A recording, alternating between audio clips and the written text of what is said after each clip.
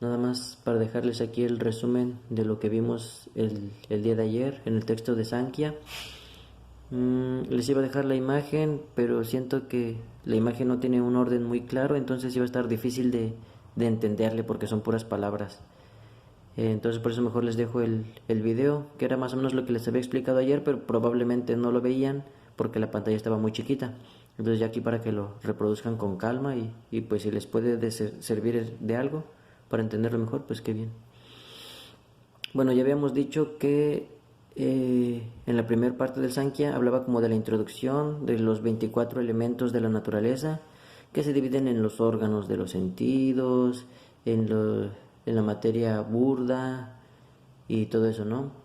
Que todo el conjunto formaban 24, que más el elemento tiempo hacían 25 y más la conciencia, bueno, el superalma, Krishna, hacían 26, que como que el superalma es lo que envolvía a todos ellos.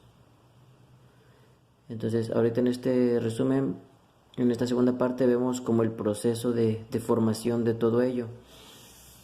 Teníamos que hay dos partes. Bueno, Krishna o esa conciencia primera crea la materia antes que todo, pero esta materia está como inerte, una materia pues que simplemente es eso, materia. Esta materia es susceptible a la creación y a la aniquilación, y Krishna es quien crea y aniquila esta materia.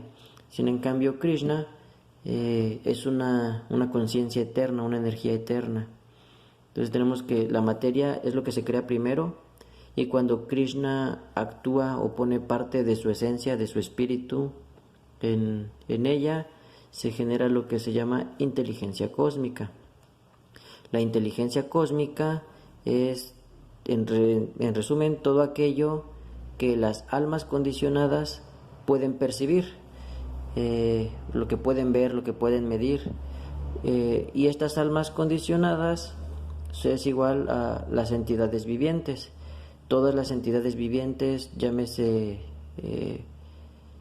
por ejemplo, decía ahí en el libro, cualquier cosa viva, pues obviamente es la entidad viviente, y todas estas entidades vivientes somos almas condicionadas.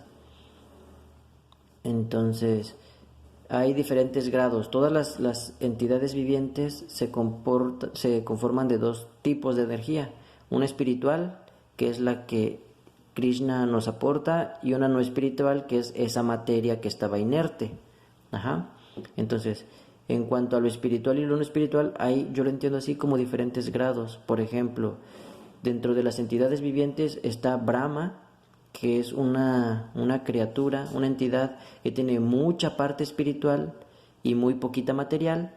Y por ejemplo, también una entidad viviente es una simple hormiga, que tiene una parte pequeña espiritual y una gran parte material, según lo que sabemos, ¿no?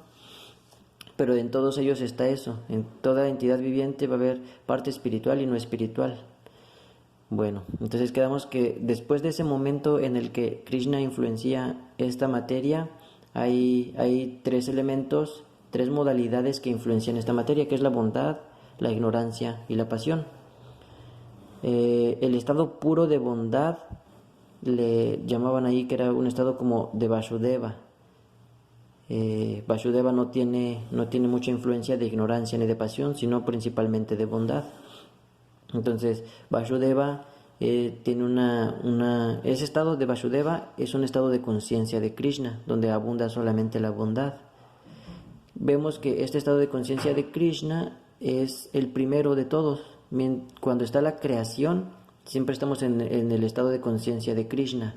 Ahí decía, como dijo Paco, que en ese estado primero de creación somos como agua cristalina, agua transparente, y conforme vamos contaminándonos con el ego falso o el ego material, la analogía era que esa agua se va volviendo un poquito, o sea, se le van agregando cosas y esas cosas hacen que ya no sea tan cristalina, tan transparente. Entonces, toda esta contaminación, el conjunto de ello lo llamamos, después esta contaminación que perturba esa conciencia de Krishna, ese estado inicial de la creación, genera el ego material o el ego falso. Este ego falso es lo que nos hace pensar que yo soy el ser y por lo tanto yo soy el que disfruto. Este ego material y ego falso es todo progreso de toda civilización. Es lo que nos va alejando de ese estado inicial de la creación. Entonces, a partir de este ego falso se crean los órganos densos, los sentidos de la percepción, la mente y todos los demás elementos que habíamos visto antes. Y bueno, también decía que de acuerdo a cómo es influenciada la materia, si por la modalidad de bondad, pasión o ignorancia, y obviamente influenciado por el ego falso o ego material, se generan diferentes partes. Y tenemos algunos ejemplos, por ejemplo, el ego más la modalidad de la bondad, lo que generan es la mente. Esta mente en un estado, por así decirlo, puro de ego más bondad, es lo que llamaban ahí aniruddha.